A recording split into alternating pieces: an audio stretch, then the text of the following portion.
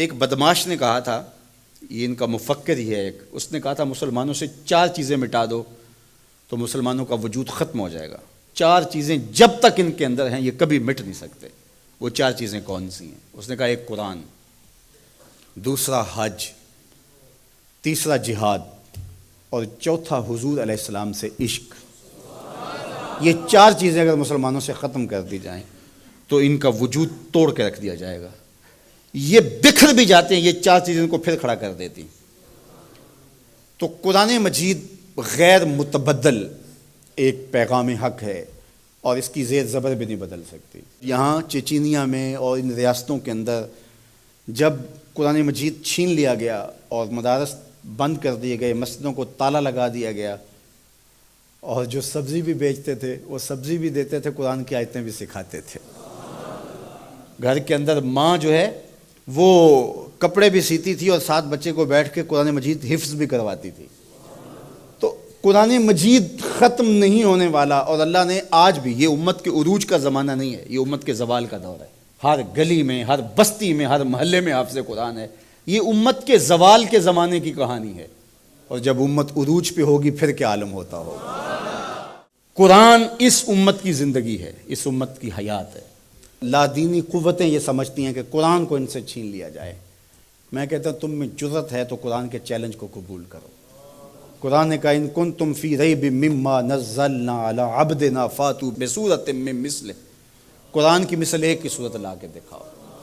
کھربوں dollar تم نے خرچ کیے نا، تم نے جگہ جگہ غدار خریدے ہوئے ہیں اور ان غداروں کو تم کروڑوں پیسے دیتے ہو، تو تم اتنے پیسے کیوں لگاتے ہو؟ پیدائشی عیسائی اور یہودی عرب ہیں، عربیون نسل ہیں مختلف بلاد عرب میں، ان کو جمع کرو، اور وہ بڑے بڑے شاعر اور ادیب بھی ہیں، ان کو بلاؤ جا کے، ان کو کہو کہ یہ 3 آیتوں کی ایک صورت لکھنی ہے، ہم تمہیں اتنے کروڑ ڈالر دیں گے۔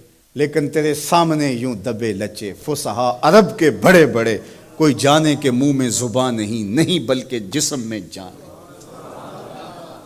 قرآن کی مثل نہیں لا سکے، اور قرآن کہتا ہے فَإِن لَمْ تَفْعَلُوا وَلَن تَفْعَلُوا، اگر نہیں لا سکے تو کبھی بھی نہیں لا سکو گے۔ یہ قرآن کا چیلنج ہے، اور یہ کسی بند کمرے میں نہیں دیا، یہ کھلی کتاب میں چیلنج آج بھی موجود ہے۔ جو وکیل بحث نہ کر سکے وہ گالیاں دینا شروع کر دیتا ہے۔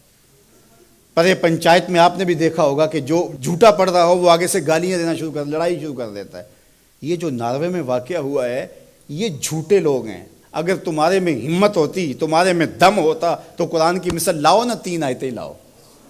لیکن یہ آگ لگانے کا مطلب کیا ہے؟ آگ لگانے کا مطلب کہ تم اپنی شکست تسلیم کر رہے ہو کہ ہم اس کتاب کا مقابلہ نہیں کر سکتے، اس لیے گندگی اور غلاظت پہ اتر آئے ہو اور قرآن مجید کے نسخے کو آگ لگانا جانتے ہو۔ اور میاں تم کسی نسخے کو تو آگ لگا لو گے، لیکن جو روحوں پہ لکھا ہوا ہے اس کو آگ کیسے لگاؤ گے؟